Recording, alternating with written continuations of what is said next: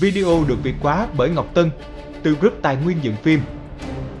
Nghiêm cấm các hành vi lích về rồi bán cho thằng khác. Hãy trân trọng cái mông đít của mình.